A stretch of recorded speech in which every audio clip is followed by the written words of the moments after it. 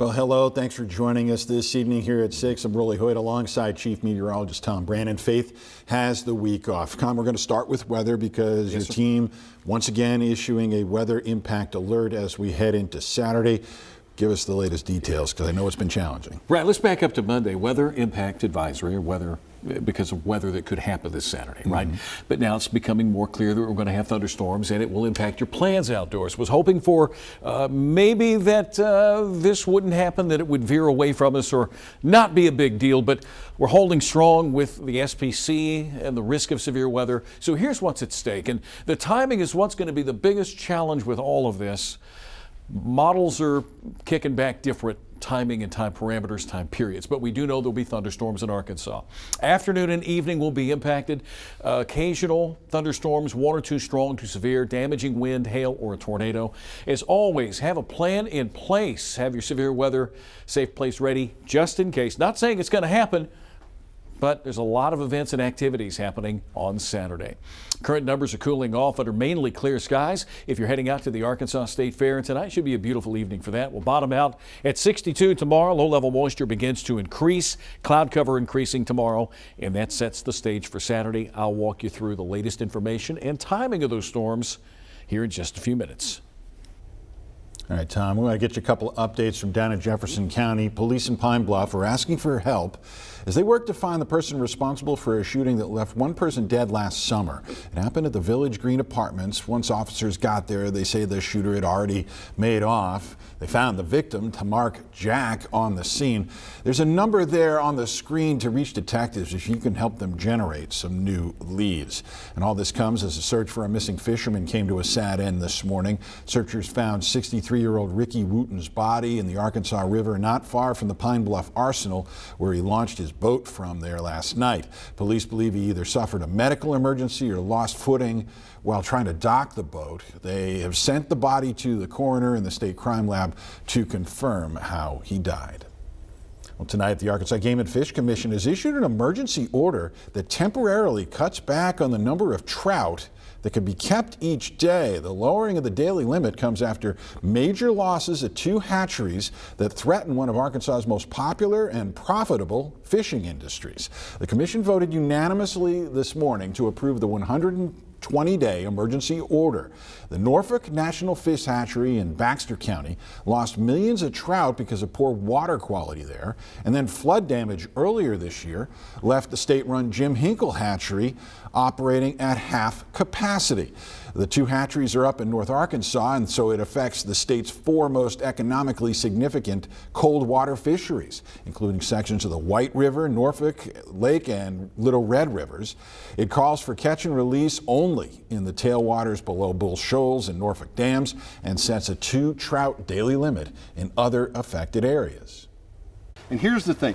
Our game wardens are not going to try to play gotcha. We understand this is brand new. It is going to be more of an educational campaign than an enforcement campaign as we try to get the word out about this. But it's a necessary action that our commission had to take to protect the resource long term. Trout fishing is incredibly important, not just culturally, but economically in Arkansas. And so we want to protect it long term. Trey Reed talking to our Hayden Balgavy this morning. The commission will revisit the issue, I should say, in January. It could extend the order for another 120 days if the trout production doesn't stabilize. The scams keep coming. That's the message from state officials at the agency that we think should keep track of our money. Well, thank goodness. The state finance office says they've gotten reports of an updated text that claims to be from the department, but remember, it's not real. They want to remind you they will never ask you about bank details over a text message.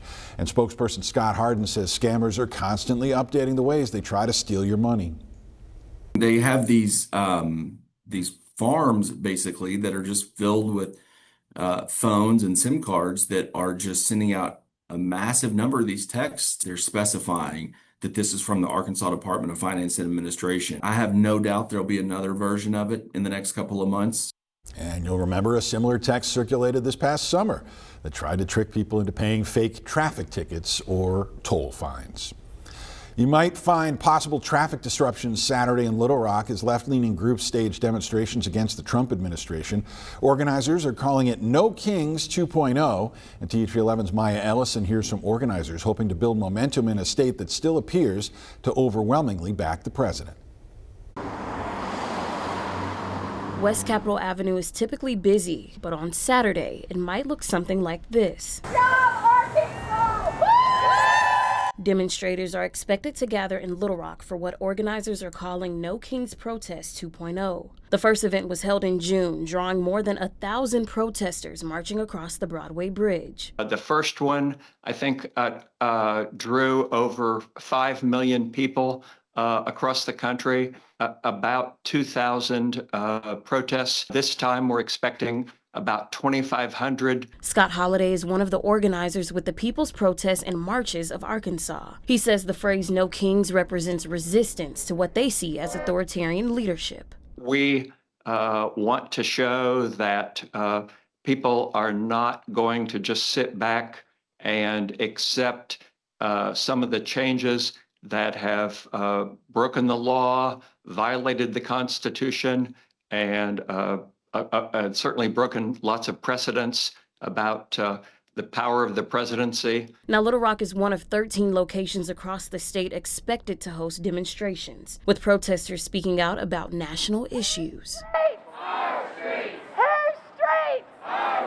It's hard to name everything, but everybody here has a reason, and we're all here together to protest the current administration. In other parts of the country, some demonstrations have seen tension with law enforcement, but organizers in Little Rock say they don't expect that here, emphasizing peace as a priority. We are about peaceful protest, exercising our First Amendment rights, and standing up for what we believe in, and trying to have the power of numbers as well. In Little Rock, Maya Ellison, THV 11 News. Maya, thank you. And the Little Rock March will follow the semi-annual Pride Parade, but the two events are not officially connected. Pulaski County Sheriff's Office confirms that 14 officers will be on site, at least, and that Capitol Avenue will be barricaded from Broadway to Arch Street.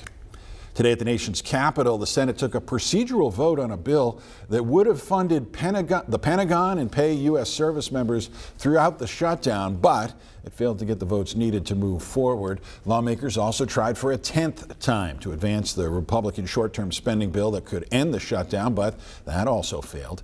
Democrats insist any deal has to include an extension of tax credits for Obamacare exchange insurance policies, but say Republicans are refusing to negotiate with them.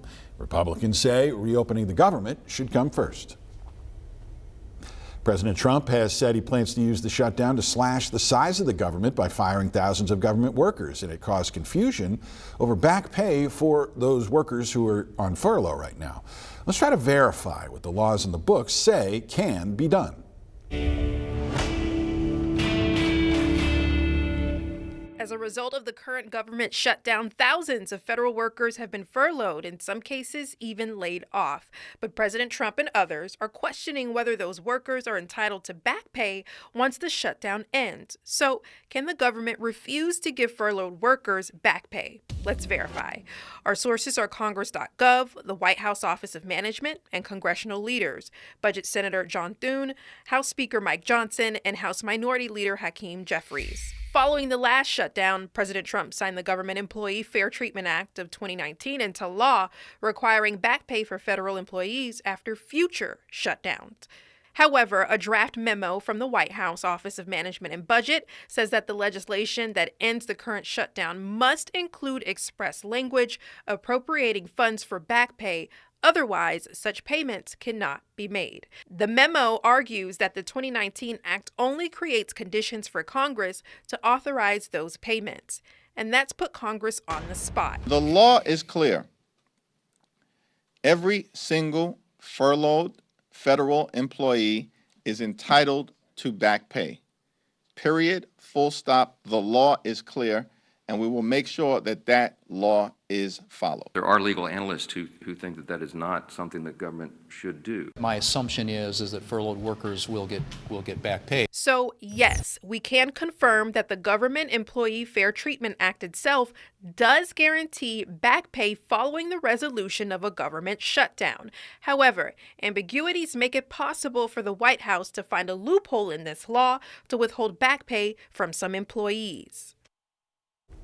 Well, from national politics to local politics, Sherwood voters will soon decide on a series of bond measures the city leaders say promise to bring major improvements to the parks and the city's animal shelter.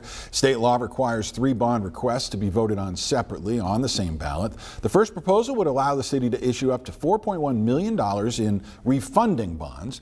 And then the second focuses on recreation, as voters will decide whether to issue up to $79.8 million for upgrades to city parks. And then the third measure asked voters to approve $11.5 million to design and build a new animal shelter. The vote arrives next month, and TH11's Carter 3 talked to some of the folks in Sherwood, both for and against it, and we'll hear from them tonight at 10.